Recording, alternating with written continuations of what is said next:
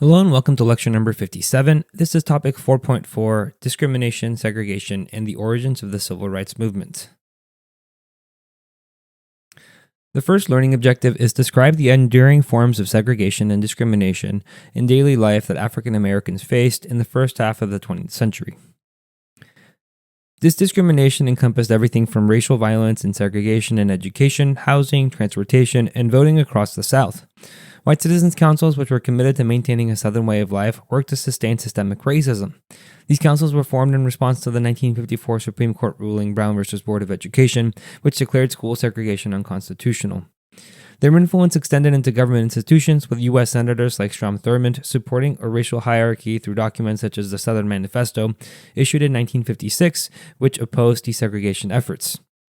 African Americans continued to be disenfranchised or had their voting rights curtailed through literacy tests, poll taxes, and all-white primaries. In the South, this meant that African Americans were excluded from choosing candidates for the general election and from participating in some local and state elections. Not being able to vote in the primaries denied them any meaningful political influence. This exclusion was institutionalized in many southern states following the 1896 Supreme Court ruling of Plessy v. Ferguson, which upheld the separate but equal policies and emboldened segregationist practices.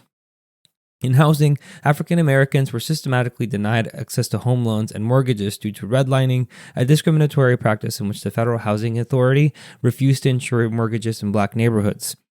Furthermore, African Americans were barred from purchasing homes in historically white neighborhoods due to restrictive covenants. These are legal clauses in property deeds that prohibited sales to non-white buyers. This practice was widespread during the New Deal era, as government-backed housing programs often reinforced segregation rather than combating it. These discriminatory practices occurred both in the North and the South, though they were often more severe and codified in the South. Out of this context, the civil rights movement emerged to challenge and dismantle segregation and discrimination. The movement was rooted in earlier struggles, such as the 1909 founding of the NAACP, which focused on legal battles and public advocacy. By the 1920s, the NAACP had created the Legal Defense and Education Fund, which fought discrimination in the courts. Landmark victories included Smith v. Allwright in 1944, which ruled all white primaries unconstitutional, and Shelley v. Kramer in 1948, which deemed restrictive covenants unenforceable in the courts. These legal wins were significant, but they did not end the systemic resistance to equality. Despite these achievements, many forms of discrimination persisted and resistance to new policies remained entrenched. The civil rights movement sought to secure federal protection and ensure enforcement of the Reconstruction Amendments, especially the 14th Amendment, which guarantees equal protection under the law, and the 15th Amendment, which prohibits racial discrimination and voting rights. These amendments, passed during Reconstruction in the late 1860s and 70s, faced significant backlash that led to the erosion in practice, especially after the withdrawal of federal troops from the South in 1877. Federal policies aimed at promoting equality were often met with setbacks. For example, the Civil Rights Act of 1875, which outlawed racial discrimination in public places, was declared unconstitutional by the Supreme Court in 1883 in the civil rights cases. This decision paved the way for the institutionalized racial segregation known as the Jim Crow era, which persisted for nearly a century. Efforts to reestablish federal enforcement of civil rights began to gain traction in the 20th century, culminating in the Civil Rights Act of 1957. However, meaningful enforcement powers would not be realized until the passage of the Civil Rights Act of 1964. The Civil Rights Act of 1964 marked a turning point, outlawing segregation in public spaces and employment discrimination. It was then followed by the Voting Rights Act of 1965, which specifically targeted voter suppression tactics like literacy tests and poll taxes. These legislative victories were the result of decades of persistent activism, legal challenges, and grassroots organizing.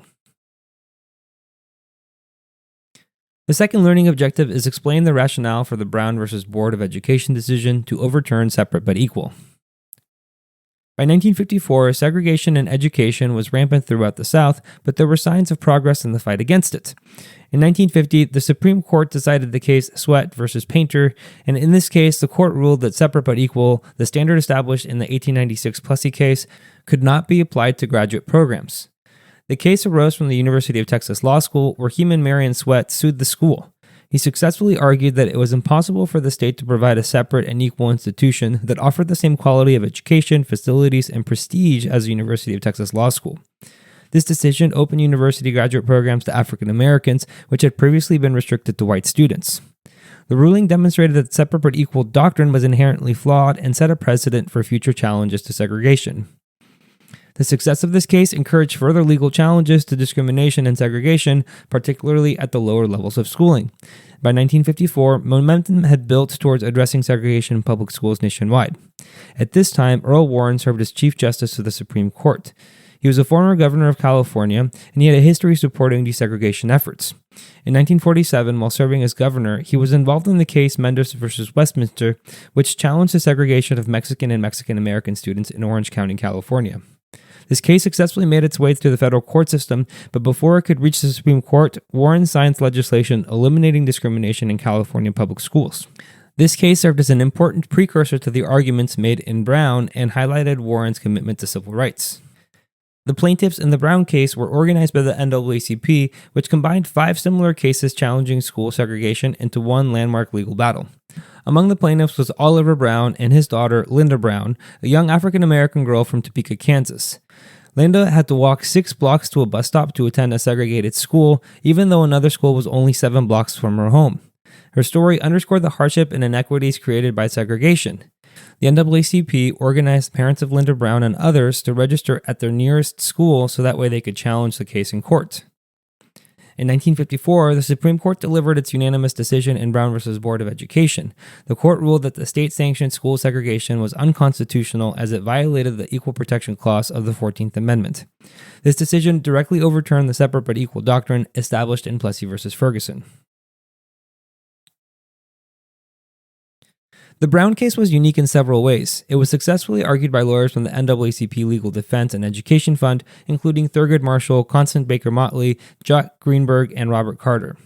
Marshall eventually went on to be the first Black Supreme Court justice, and Jack Greenberg continued to win cases for the NAACP to dismantle segregation. Some of these cases we'll touch on later. What set this case apart was the evidence used to demonstrate that racial segregation violated the Equal Protection Clause of the 14th Amendment. The case relied on groundbreaking psychological studies from the 1940s conducted by psychologists Kenneth and Mamie Clark, known as the Doll tests. This was one of the first times social science research was prominently used in a Supreme Court case to influence constitutional interpretation. The Clark study, published in the Journal of Negro Education, examined the impact of racial segregation on children's self-esteem and racial perceptions. It compared responses from Black children attending integrated schools in New York with those in segregated schools in Washington, D.C. The researchers presented the children with 2 dolls, a white doll with blonde hair and brown doll with black hair. They asked the children a series of questions, including which doll they preferred to play with, which doll they thought was nicer, and which doll they would consider prettier. The findings were striking. The majority of Black students in segregated schools attributed positive attributes like niceness and beauty to the white doll and negative attributes to the black doll. The study revealed that as early as age 5, children in segregated schools were internalizing a sense of inferiority associated with their own race. This evidence demonstrated the psychological harm caused by segregation and the profound effects it had on the development of self-esteem among African American children. Chief Justice Earl Warren, who guided the court to a unanimous decision, cited the Clark's findings in the court opinion. He wrote that separating students from others of similar age and qualifications solely because of their race generates a feeling of inferiority as to their status in the community that may affect their hearts and minds in a way unlikely ever to be undone. Warren's articulation of the harm caused by segregation emphasized not only its legal implications, but also its profound human cost. The decision in Brown marked a significant departure from the precedent set by Plessy in 1896, which upheld the doctrine of separate but equal. It was also notable for its unanimous nature, as Warren worked diligently to secure the agreement of all 9 justices to present a unified front in such a contentious and transformative case. The unanimity underscored the weight of the decision and its role as a cornerstone of the civil rights movement. And finally, the last learning objective is explain how different groups responded to school integration as a result of the Brown v. Board of Education decision. Even though the Brown ruling was intended to end segregation in public schools, it lacked clear guidelines on how to implement desegregation. This ambiguity allowed significant resistance to persist. Even as schools began to desegregate, de facto segregation remained widespread. White families often fled to suburban areas or enrolled their children in private schools, which were largely inaccessible to African Americans due to economic and systemic barriers. This phenomenon, known as white flight, contributed to the continued racial segregation of schools, particularly in urban areas. Additionally, the threat of violence and intimidation from groups like white citizens' councils discouraged black families from attempting to register their children in traditionally white schools. These councils, established in the 1950s, promoted segregation through economic pressures, propaganda, and even violence. This atmosphere of hostility highlighted a significant weakness in the original Brown ruling. The burden of integration was placed on black families who faced tremendous social and physical risks in trying to access desegregated schools. Some states actively worked to resist the Supreme Court's decision. For example, in Prince Edward County, Virginia, public schools were completely shut down from 1959 to 1964 in an effort to avoid desegregation. Rather than integrate, local authorities closed public schools and diverted funds to support private schools, which served white students exclusively. This period, known as the Massive Resistance, was led by figures like Virginia Senator Harry F. Byrd, who organized Southern opposition to desegregation through political and legal strategies. They attempted to pass state laws that undermined the Brown ruling, like giving tuition grants to students who opposed integration or cutting off funding from integrated schools. In some instances, local and federal law enforcement agencies were employed to prevent integration. One infamous example occurred in 1957 at Little Rock Central High School in Arkansas, where Governor Orville Faubus ordered the National Guard to block 9 black students, the Little Rock Nine, from entering the school. President Dwight D. Eisenhower was eventually compelled to intervene by sending federal troops to escort these students and ensure their safety. These examples illustrate the significant obstacles to desegregation despite the landmark Brown decision. The combination of state resistance, federal inaction in some cases, and social hostility underscored the need for stronger enforcement mechanisms, which would come later with the Civil Rights Act of 1964 and subsequent federal interventions. In 1955, just 1 year after the Brown ruling, the Supreme Court issued a follow-up decision commonly referred to as Brown 2. This decision provided some guidance on how desegregation should be implemented, but its language was vague. The court instructed schools to desegregate with all deliberate speed, a phrase that lacked specificity and allowed for varying interpretations. While some school districts moved quickly to integrate, others exploited the ambiguity to delay desegregation, arguing that as long as they showed incremental progress, they were technically complying with the court's mandate. Here are several high-profile cases that highlighted the challenges of desegregation. At the high school level, we've talked about the integration at Little Rock Central High School in 1957. While the Little Rock Nine attempted to register at the school, they faced intense resistance from white community and local law enforcement. Protesters and officials lined the school's entrance daily to block the students' access. The crisis prompted Dwight D. Eisenhower to intervene by deploying federal troops from the 101st Airborne Division to protect the students and ensure their entry into the school. This marked one of the first significant federal interventions to enforce the Brown decision and demonstrated the scale of opposition to desegregation in the South. At the university level, 2 cases during the Kennedy administration underscored the ongoing struggle.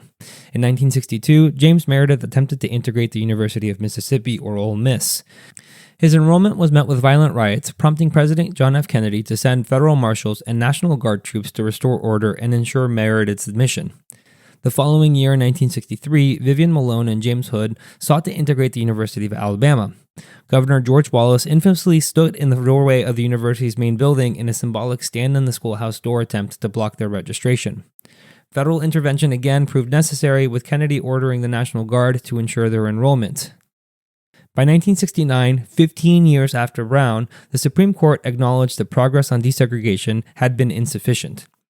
In Alexander v. Holmes County Board of Education, the court ruled that all deliberate speed was no longer acceptable and demanded immediate desegregation. Schools were now required to integrate by the next school year, with federal enforcement mandated.